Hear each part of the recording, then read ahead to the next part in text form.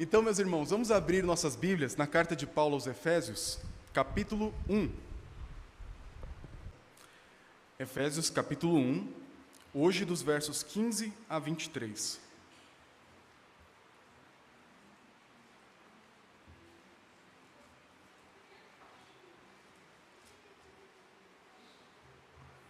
Efésios 1, do 15 ao 23.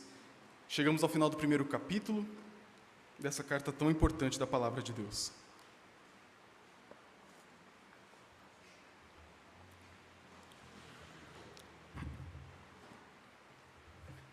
Assim diz a palavra do Senhor.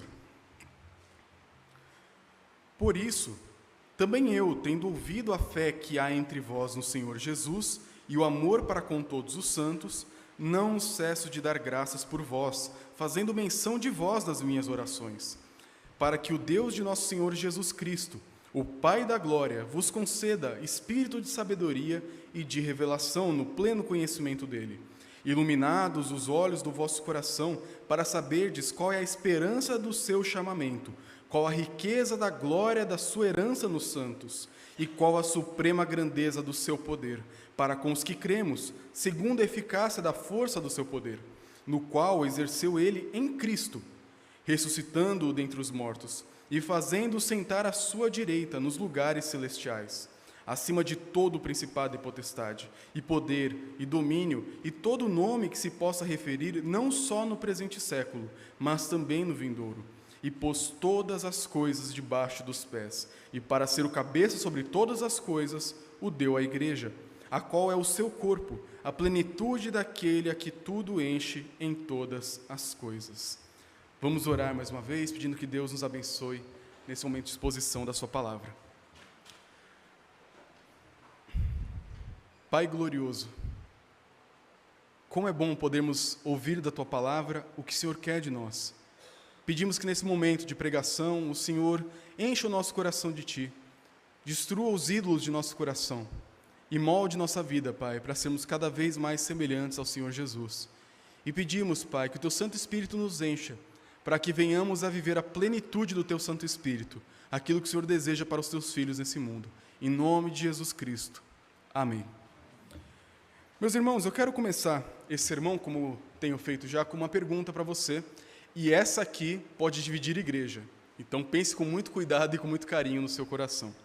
A minha pergunta para você é: o que você considera a maior necessidade da igreja hoje? O que você considera a maior necessidade da igreja hoje? Não tem uma resposta certa, ok? Fique tranquilo, sei que você quer tanto acertar, fique calmo, mas a gente precisa pensar nisso. Porque agora há pouco fizemos a profissão de fé e a recepção de membros de mais 3 pessoas para a nossa comunidade. Mas se nós não temos claro o que a igreja precisa, para onde a igreja vai e o que a nossa igreja tem como objetivo, se não tivermos um pensamento unificado com relação a isso, a gente vai puxar cada um para um lado. Pense em algumas respostas que poderiam ser dadas. Por exemplo, o que a igreja mais precisa hoje? Alguém poderia dizer maior envolvimento com a sociedade. Fazer mais ação social, visitar lares de idosos, distribuir sopas em praças, se envolver com pessoas à margem da sociedade. É uma igreja mais envolvida na sociedade. É isso que a igreja precisa hoje. É uma resposta possível. Outra, a igreja hoje precisa crescer em número. Estamos muito acomodados com a nossa membresia atual e precisamos crescer, precisamos encher a igreja, então tem que encher. É isso que a igreja precisa, crescer em número. Outros vão pensar que é se envolver na questão pública, não com ação social, mas se envolver com política. Envolver no governo, fazer ações mais sérias em nome da unidade da igreja contra ações como aborto, desigualdade, racismo, machismo. A igreja tem que se envolver na pauta política também. Outros vão pensar que a igreja precisa de um avivamento, que tendo um avivamento, todo o resto se resolve. A igreja está morta, a igreja está fria, está gelada e engessada. Um avivamento é o que a igreja precisa. E vamos pegar só essa última aqui, um avivamento. Como seria esse avivamento? O que ele causaria? O que ele teria que mudar? Como ele se pareceria, caso ele acontecesse exatamente hoje? Como que é um avivamento? É sobre essa última possibilidade que eu quero tratar com você hoje, sobre um avivamento. um avivamento que o apóstolo Paulo orava para que a igreja experimentasse e que nós devemos orar hoje para que a igreja experimente também. Porque através desse avivamento que Paulo mostra na sua carta, podemos sim ter uma igreja saudável. Porque se nós não tivermos o nosso pensamento de forma unificada, e você pensar em cada uma daquelas alternativas até aqui, pare para pensar como se a igreja fosse um grande lençol. Você acha que a igreja precisa ir para cá. Seu irmão acha que a igreja precisa ir para lá. Um acha que é crescer em número, ação social, envolvimento político, avivamento, focar nos nossos mesmos, não se preocupar com os de fora, com missões fora do país. Se cada um puxar para um lado, vai rasgar. Por isso que é tão importante, e textos como esse da Palavra de Deus vão falar, através do apóstolo Paulo, que a igreja tem um objetivo, que a igreja tem uma missão, e que existe uma única coisa que a igreja precisa mais do que todas as outras, que engloba as outras, que é justamente um avivamento. E é com base nisso, meus irmãos, que hoje vamos ver essa união que nós devemos ter no entendimento. Exatamente, entendimento, conhecimento, sabedoria. E como que isso não é algo tão contraditório assim quando pensamos em avivamento na palavra do Senhor. O texto que nós lemos agora há pouco, do versículo 15 ao 23, ele começa com uma partícula bem interessante. Ele diz o seguinte: por isso. E se você prestou atenção nos sermões dos domingos anteriores, você sabe exatamente do que Paulo está falando. Toda a obra do Deus Trino. Tudo que o Pai fez na eternidade, o Filho fez há 2000 anos atrás, e o Espírito faz hoje, selando a vida de cada um dos cristãos, com base em tudo isso que o nosso Deus Trino fez, Paulo agora vai agir. O referencial de Paulo é Deus. E olha o que ele diz: por isso, por causa de toda a ação do Deus Trino, também eu, tendo ouvido a fé que há entre vós no Senhor Jesus e o amor para com todos os santos, não cesso de dar graças por vós, fazendo menção de vós nas minhas orações. O que nós encontramos a partir daqui é uma oração de Paulo. Pelo que Paulo orava? O que Paulo queria para a igreja, inspirado pelo Espírito Santo? Paulo tinha certamente muitos sonhos, muitos desejos dele como indivíduo, mas este sonho e esse projeto de Paulo foi inspirado por Deus, e ele registra na Escritura. Mas antes de olharmos o que Paulo pede, precisamos entender por que ele pede, qual que é a base dele para isso. O primeiro momento aqui da oração de Paulo é justamente falar para a igreja que ele louvava a Deus por aquilo que a igreja já estava vivendo. Ele começa falando que ele faz menção da igreja, porque ele ouviu da fé e do amor que eles tinham para com todos os santos. E aqui nós já temos o norte de todo o restante da passagem. O que é uma igreja saudável para Paulo? Em outras linhas, para Deus. É uma igreja que tem fé e amor. O que significa essa fé? Crença correta, esperança correta, os olhos voltados para a pessoa e para o lugar correto, e isso vai nortear toda a sua postura, toda a sua devoção, toda a sua piedade. É uma igreja com fé, uma igreja que adora, uma igreja que tem Deus como seu centro, mas é uma igreja com amor. Não uma igreja com os olhos tão para cima nas nuvens que não pode olhar para as misérias desse mundo e fazer nada. A igreja saudável é a igreja que olha para cima e olha para o chão. É uma igreja que olha para Deus, o adora e o busca, e ao mesmo tempo trabalha de forma horizontal, servindo uns aos outros, buscando os perdidos e fazendo o bem a todas as pessoas.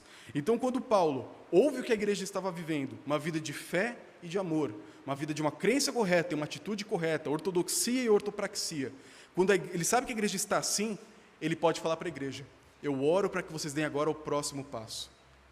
Que Deus derrame um avivamento sobre vocês. Um avivamento que vem da parte de Deus. E onde está isso no texto? Afinal de contas, a palavra avivamento não aparece aqui. Mas o texto do versículo 17 e o comecinho do versículo 18 diz o seguinte para nós: para que, a oração de Paulo, ele orava para que o Deus de nosso Senhor Jesus Cristo, o Pai glorioso, vos conceda espírito de sabedoria e de revelação no pleno conhecimento dele, iluminados os olhos do vosso coração, para saberdes. Você reparou que nós temos a própria Trindade aqui no texto? O Pai do nosso Senhor Jesus Cristo, para que Ele conceda a nós o Espírito. E eu acredito que a maior parte da Bíblia de vocês está em letra minúscula, correto? No grego não tinha letra maiúscula e minúscula naquela época. Então, para os tradutores é sempre um desafio, é uma escolha que eles fazem. Será que aqui eu escrevo E minúsculo, falando do espírito humano, de uma capacidade, ou eu coloco o E maiúsculo, falando da própria pessoa da Trindade? E a maior parte dos comentaristas entendem que o correto é o E maiúsculo, sim, justamente porque ele fala do Pai, a quem ele pede, em nome de Jesus, para que dê o Espírito. E se você prestou atenção na liturgia, lá em Isaías 11, versículo 1 e 2, nos é dito que o rebento de Jessé, o Messias prometido que virá daquele toco que foi cortado, e vai crescer um brotinho dele, esse Messias, ele tem sobre ele os 7 Espíritos de Deus. Aqueles que aparecem lá no comecinho de Apocalipse, que não são 7 divindades diferentes, não é essa a ideia. Mas o número 7 para mostrar uma plenitude sagrada. Sobre o Messias está a plenitude do Espírito Santo. O próprio Deus Espírito está sobre o Messias, o capacitando e empoderando para fazer tudo aquilo que ele tem que fazer, como o Messias prometido no Antigo Testamento. E lá no texto de Isaías, peço que você abra lá, caso você tenha já esquecido o que o texto diz. O texto de Isaías 11, versículo 2, diz o seguinte: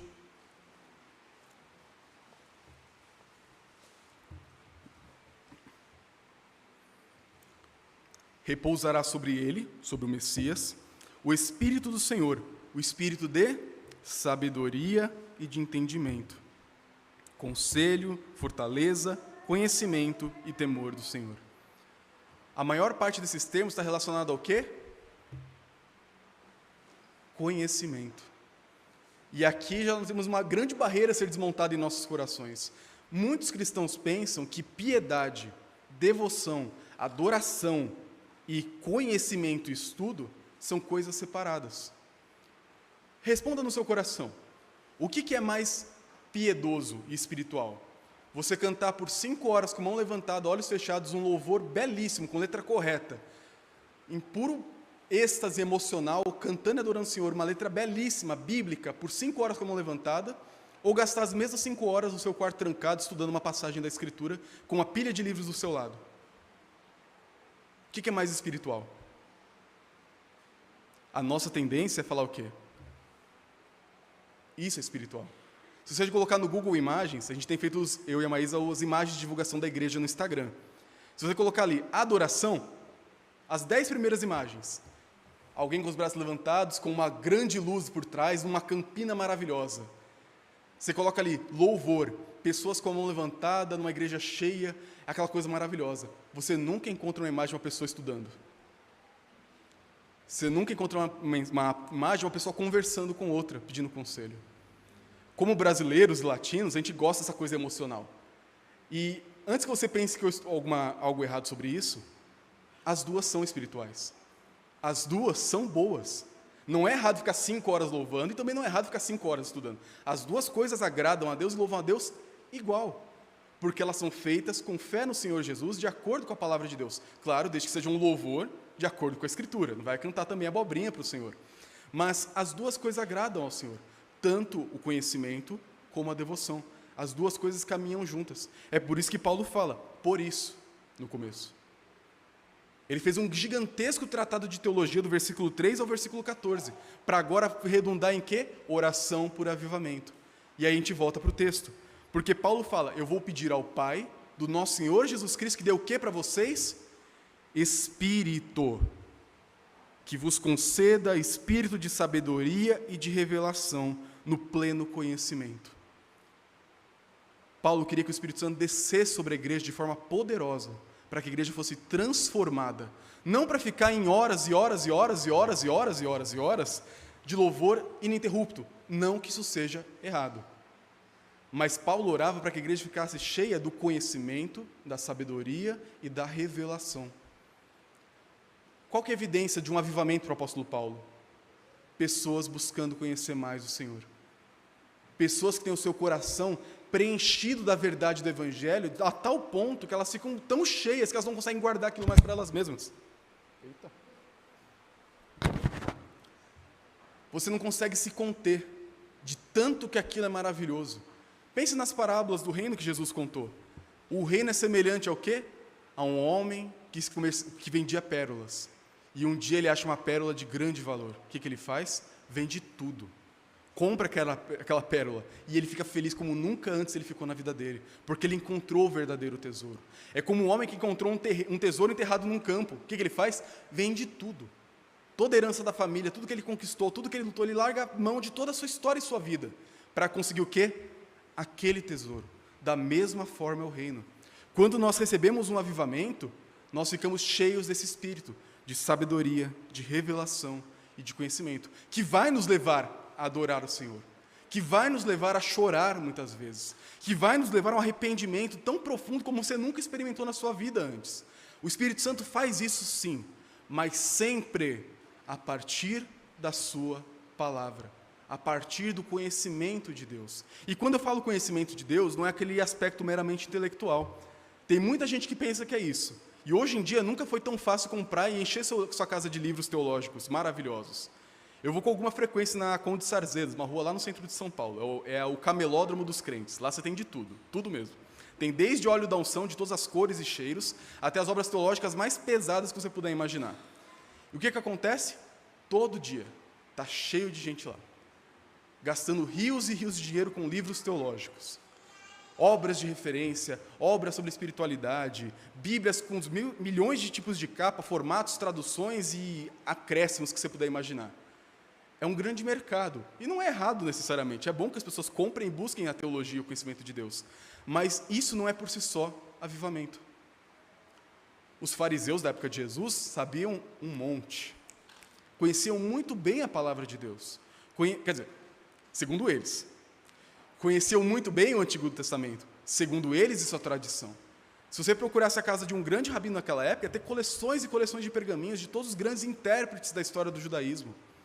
E eles tinham muito conhecimento, mas era um povo avivado? Um povo tocado pelo Espírito Santo? Não. E aqui está o problema. Nossa tendência é sempre ir do 8 para 80. Então se o conhecimento intelectual não é avivamento, eu não preciso disso. Muito pelo contrário. Precisamos disso, só que com o coração correto. Se você não tem o coração transformado, que valoriza essas coisas, e isso não vem de você, é um dom de Deus, essa transformação do nosso coração, a ponto de você olhar para a doutrina, ou seja, o ensino da Escritura e ficar maravilhado com isso, quando isso acontece, o seu estudo vai ser diferente. E quando eu digo estudo, não pense em sentar, comprar livros necessariamente, talvez você não tenha nem tempo e nem dinheiro para fazer isso. A sua rotina é corrida, tem filhos, marido, pai, mãe, é muita coisa para fazer. Mas agora, esse momento de culto, é o momento mais democrático de ensino que existe no mundo. Pessoas de todos os tipos podem entrar, encontrar um lugar em uma comunidade acolhedora para ouvir da palavra de Deus. E nesse momento você pode ouvir essa palavra com fé, movido pelo Espírito Santo para receber de forma apaixonada aquilo que você está ouvindo, da palavra do Senhor, ou simplesmente rejeitar. É o mesmo conteúdo, mas é um coração diferente. E o que muda esse coração? Justamente a obra do Espírito Santo, porque o começo do versículo 18 diz: iluminados os olhos do vosso coração para saberdes. O que Paulo quer é que aquela igreja receba o Espírito de forma tão poderosa que o coração cego e duro daquelas pessoas, que por mais que sejam crentes ainda têm dificuldade de olhar a beleza da glória de Deus, fossem abertos. Que eles pudessem, diante da beleza da palavra que eles olham todo dia. Eu não sei como é que é a Bíblia de vocês, a minha é bem surradinha. Eu tenho dó de me desfazer dela e pegar uma nova. Porque essa aqui é aquela automática, você pensa no texto, você já abre nela. Às vezes a gente está tão acostumado a olhar para a nossa mesma Bíblia, de décadas e décadas e décadas, e não encontrar nada novo ali. Por que a gente não encontra nada novo? Por que a gente não lê a Bíblia e fica maravilhado com o que tem ali dentro? Porque lemos na força do nosso próprio entendimento, da nossa própria carne. Quando o Espírito Santo desce sobre a sua vida de forma poderosa, sobre uma igreja dando um avivamento, o que as pessoas vão fazer? Vão ler o mesmo texto antigo, mas com os olhos do coração arregalados. Vão ver faíscas da glória de Deus saindo de cada letra do texto. Mesmo com dificuldade de entender algumas passagens, existem algumas bem difíceis, mas vão ler e perceber. O fruto do Espírito é o amor. E essa mesma frase vai fazer um sentido totalmente novo. É o mesmo significado, mas o sentido é novo no seu coração, porque você agora tem os seus olhos abertos pelo próprio Deus para receber aquilo ali com fé.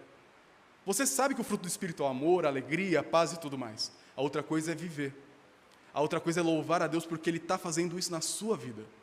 Percebe? É a mesma atitude externa, mas dentro do coração, se não houver a obra do Espírito Santo, é tudo perdido.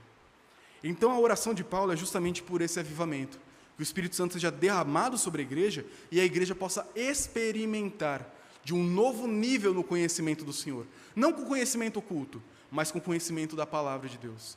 Que eles possam lembrar de tudo aquilo que ouviram e aprenderam durante sua vida, e aquilo fazer um novo sentido para eles.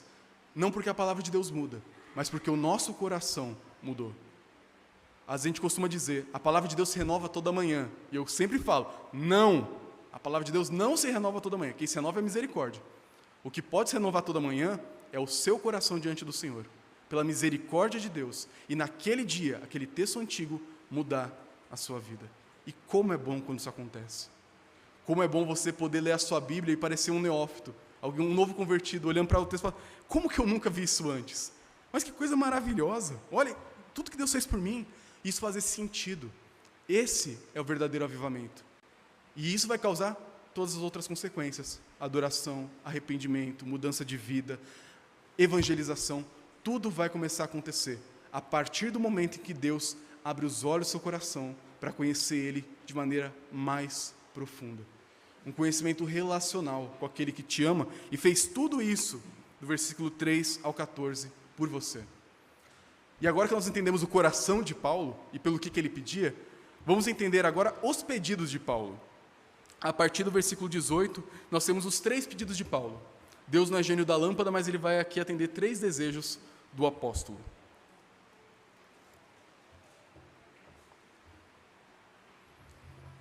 Versículo 18 começa mostrando os 2 pedidos iniciais. Primeiro deles, iluminados os olhos do vosso coração, para saberdes o que, Paulo? Em primeiro lugar, qual a esperança do seu chamamento? Em segundo lugar, qual a riqueza da glória da sua herança nos santos? E terceiro lugar, qual a suprema grandeza do seu poder para com os que cremos, segundo a eficácia da força do seu poder? Paulo quer 3 coisas para a igreja: que eles reconheçam o seu chamado, reconheçam a sua esperança e reconheçam o poder de Deus. Paulo queria que esse avivamento do Espírito Santo desse àquela igreja conhecimento de 3 coisas: do chamado, da esperança e do poder. Olhemos rapidamente cada um desses pedidos. O primeiro deles, o chamado. O que Paulo queria para a igreja? Que a igreja pudesse olhar para o que aconteceu com eles com expectativa. A palavra igreja tem algumas traduções possíveis. Uma delas é comunidade, que é a tradução mais comum, o significado mais comum da palavra no Novo Testamento, mas ela também pode significar chamados para fora. E tem gente que exagera o significado do termo nesse aqui. Cuidado com livros que falam sobre isso. Mas nesse caso especificamente, o chamado aqui no modo verbal que Paulo utiliza é com a ideia de você lembrar de onde você veio e para onde você foi enviado. A ideia do chamado aqui, da esperança do chamado, é lembrar que um dia eu era inimigo e agora eu fui chamado para sair das trevas para a luz e fazer parte agora da família do Senhor. Então, qual a primeira coisa que Paulo quer? Que você saiba quem você é. Que você saiba da sua história. Você possa olhar para a sua própria biografia e recontá-la a partir dos olhos do Senhor, com base em tudo que nós vimos do versículo 3 ao versículo 14. Como que isso pode ser exemplificado na prática? Quando você olha para você mesmo, você não pensa mais em um fruto de boas e más escolhas. Tem gente que se enxerga assim. O pessoal que fala que nunca foi sorte, que é batalhador, que é guerreiro, que conquistou, que só é quem é hoje porque ralou muito e fez o impossível para ser quem é. É uma perspectiva errada. Pessoas assim olham a vida de forma o quê? Horizontal. A gente falou bastante disso hoje na aula com os adolescentes e jovens. Uma visão meramente horizontal da vida é triste. Paulo fala de uma esperança. Esperança levanta nossos olhos para cima. Porque quando eu sei que a minha vida tem essa referência, eu não me olho mais como fruto de más escolhas, péssimas escolhas, horríveis escolhas. Eu não sou mais o meu passado. Eu não sou mais os meus erros. Eu sou agora filho de Deus. A Bíblia nos mostra em várias e várias passagens que nunca foi por mérito nosso, nunca foi sorte nesse sentido, foi misericórdia, foi graça. Deus, desde toda a eternidade, escolheu aqueles que Ele queria salvar, mandou seu Filho no tempo e usa o seu Espírito no tempo e no espaço para selar o nosso coração nas verdades do Evangelho, para que hoje você olhe para você mesmo e fale: eu sou nova criatura. Eu não sou mais o Gunther do passado. E eu sou forçado a lembrar disso toda vez que eu visito a igreja da Lapa, porque lá o pessoal me conhecia, especialmente as senhoras da SAF. Eu dava muito trabalho.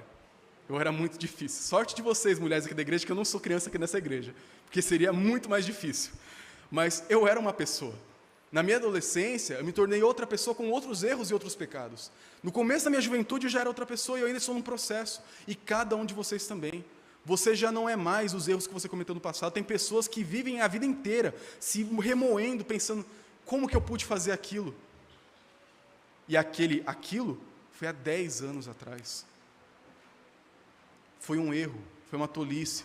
Foi uma palavra dura, uma decisão tomada no calor do momento que trouxe consequências desastrosas. Foi talvez um aborto, um abandono de casa, um divórcio. Decisões que amassam a nossa vida, destroem ela, humanamente falando. Que marcam a nossa vida se a gente não olhar para a esperança que nós temos. Nós precisamos olhar para a esperança do nosso chamado. Os erros do passado são reais. As cicatrizes por vezes ficam, as consequências também. Mas quando eu olho para quem eu sou em Cristo, eu posso deixar o passado no devido lugar, aos pés da cruz. Senhor, eu errei, eu estraguei a minha família, hoje não tem mais muito que eu possa fazer, meus filhos não querem falar comigo, meu casamento vai de mal a pior, e hoje eu percebi que foi culpa minha. Me perdoa, Senhor, me ajuda, sei lá, no que o Senhor puder me ajudar, misericórdia, porque eu não mereço, a dar um passo diferente. Caminhar diferente com a esperança de que o Senhor tem poder para fazer isso na minha vida. Porque o meu passado não tem mais poder sobre mim, eu posso agora ter uma vida diferente no Senhor.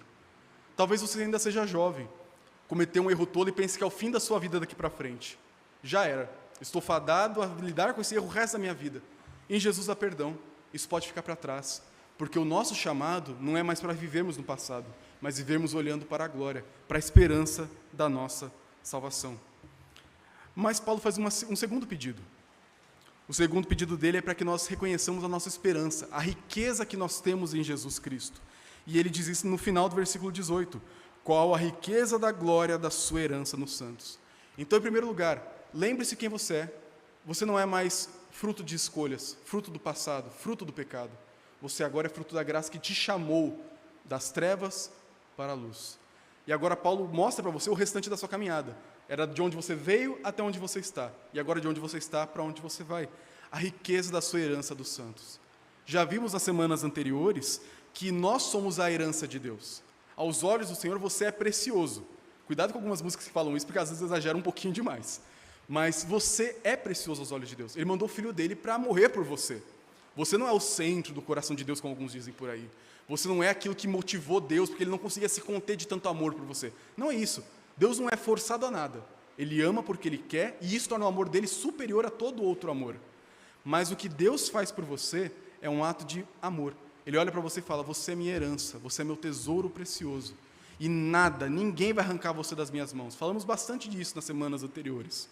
Quando eu reconheço de onde eu vim, e que agora a minha esperança está nas riquezas da glória que Deus está construindo na minha vida hoje e durante toda a eternidade, eu tenho esperança para dar o próximo passo. O primeiro passo é para reconhecer que eu saí da morte para a vida. O segundo passo é para reconhecer que a minha riqueza está garantida nos céus.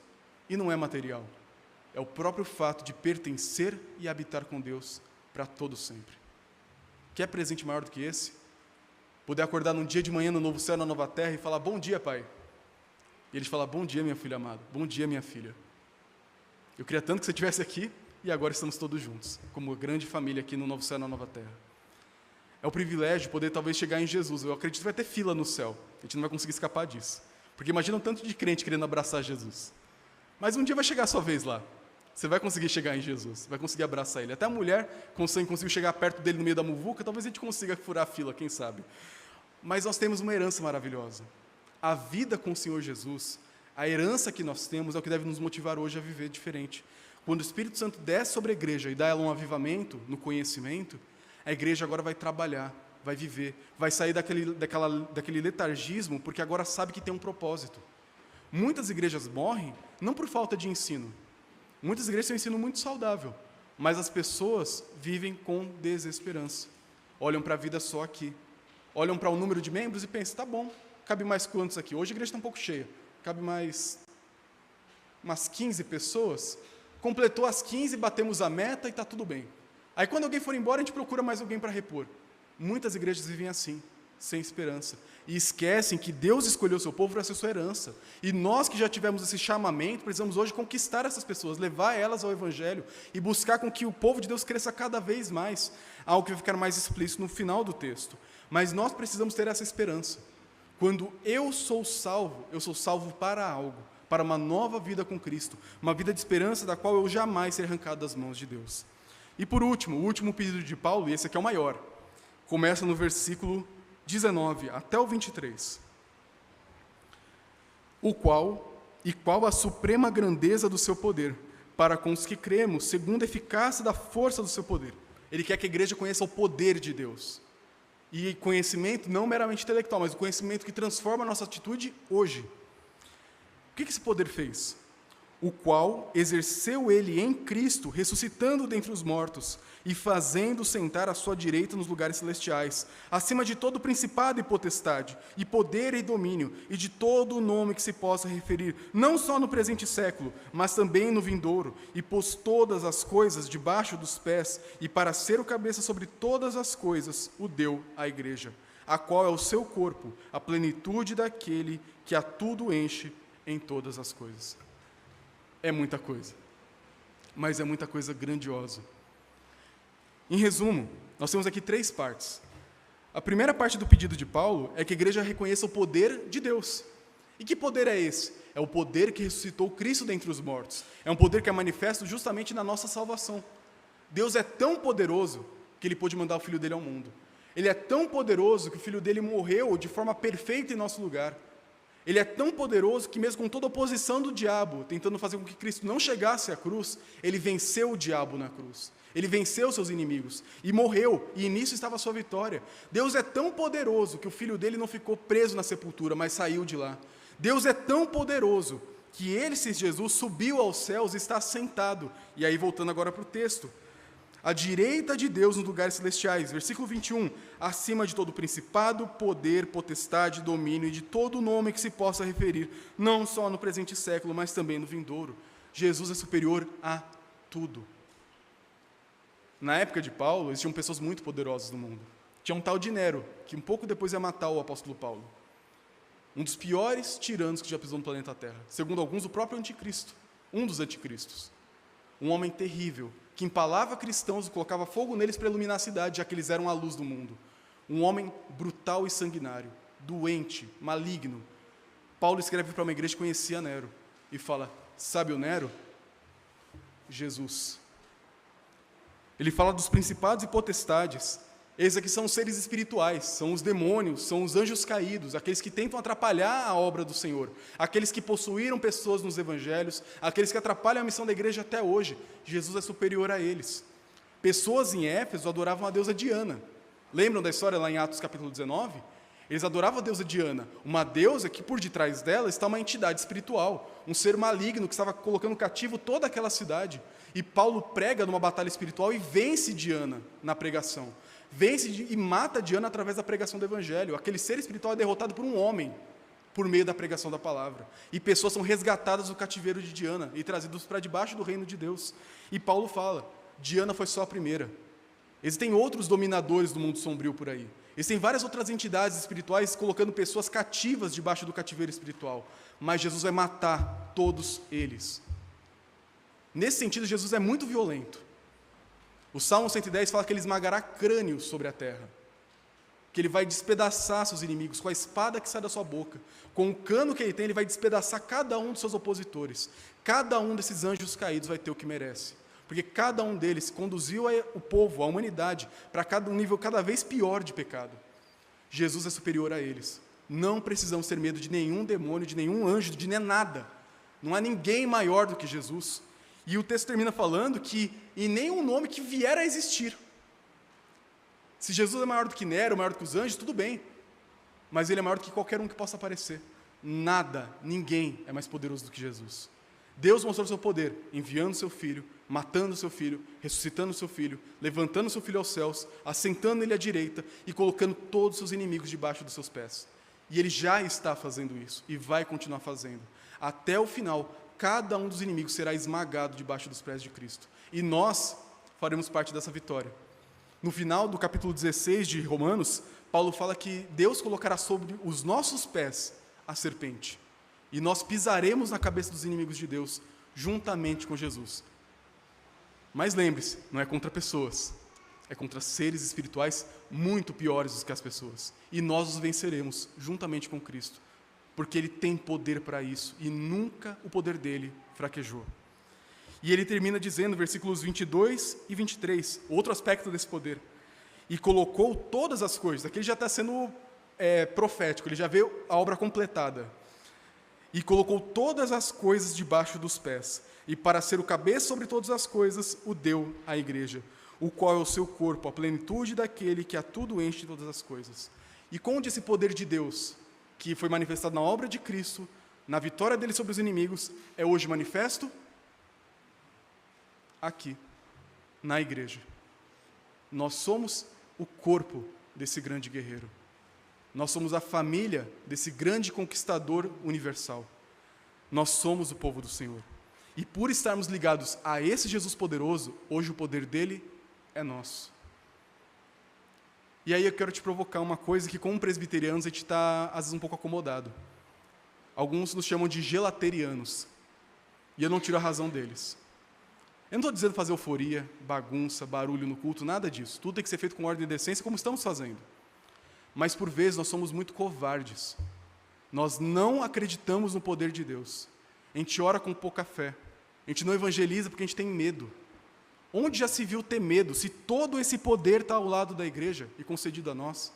A gente olha para as situações que enfrentamos na nossa família, na igreja, na sociedade, e ficamos assim, será? Será que tem como? Poxa, não é assim. Precisamos olhar com uma convicção poderosa. Através da igreja, nos planos de Deus, Deus mostra o seu poder no mundo. Às vezes a gente não vê milagre na igreja presbiteriana, não é porque Deus parou de fazer milagre, é porque a gente não ora com fé. Ele faz milagre, sim. Converte o coração, liberta de vício, dá vista a cegos, cura mudos, cegos, surdos. Ele pode fazer tudo o que ele sempre fez e pode fazer mesmo. E eu acredito, a Escritura nos mostra, que esse poder é disponível à igreja hoje. E por vezes a gente não vê porque a gente não tem mais a fé de que esse poder existe. Eu não estou falando para você determinar, para você exigir, fazer campanha, marcha, jejum do poder, da libertação, da quebra de maldição, nada disso. É simplesmente ter fé no Deus poderoso que deu esse poder à igreja. E hoje, através da igreja, Ele está continuando sua obra de conquista. E Ele vai completar através de nós. Enquanto isso não acontecer, Jesus não está contente. É como se o texto falasse, e a linguagem pode ser um pouco errada, mas entenda bem o que eu quero dizer. É como se Jesus estivesse incompleto enquanto a missão não for completa. Enquanto cada parte do seu corpo não for resgatada das trevas para a luz e unidas ao corpo espiritual de Cristo, ele está incompleto. Jesus é pleno, completo Deus. Por isso que eu digo que você entenda bem o que estou dizendo aqui. Mas ele só vai se sentir completo no linguajar de Paulo quando o último eleito for resgatado, quando o último inimigo for derrotado e quando o nome dele for exaltado para todo sempre. Por isso, meus irmãos, concluindo essa mensagem da noite, precisamos orar, como Paulo orou, por um avivamento. Um avivamento que não vai causar, talvez, barulho e coisas extravagantes, mas vai trazer um senso profundo de conhecimento de Deus, um conhecimento transformador, um nível mais profundo de intimidade com Deus da palavra e com a própria palavra de Deus. É por isso que nós precisamos orar, porque quando isso acontece, toda a nossa vida muda. Também precisamos orar para que nós tenhamos certeza do nosso chamado. Nós não somos mais quem nós éramos. Temos certeza da nossa riqueza. Nós somos destinados para algo muito maior do que essa vida. E lembrarmos do poder de Deus que hoje, através de nós, é manifesto no mundo. E vivermos com fé nesse poder, agindo com base nesse poder. Porque é isso que Deus quer, através da presença do seu Espírito no seu povo. Vamos orar e depois disso teremos a ceia do Senhor. Peço que após a oração, o presbítero Eliel e o presbítero Ricardo me auxiliem na distribuição dos elementos.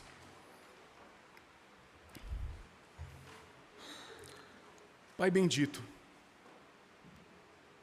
que planos maravilhosos o Senhor tem para nós. O Senhor sabe exatamente do que nós precisamos como igreja, sermos cheios de Ti, do Deus Trino. E pedimos, Pai, que o Senhor derrame o Teu Espírito sobre nós, nos encha de Ti, para que nós tenhamos uma vida transformada de fato, não apenas de aparência, mas que todo o nosso ser venha a ser transformado de um conhecimento profundo de quem o Senhor é, Que isso venha mudar as nossas atitudes, nossa maneira de te enxergar e relacionar uns com os outros e com o Senhor. Muda a nossa vida pela presença do Teu Espírito. Nos dê convicção de onde nós viemos, para onde nós vamos e qual é o poder que hoje o Senhor coloca sobre nós. Nos ajuda, Senhor, a fazer coisas grandiosas em Teu nome. Em Teu nome, para o Teu nome, para o Teu louvor e para a Tua glória. É o que nós pedimos, em nome do Senhor Jesus.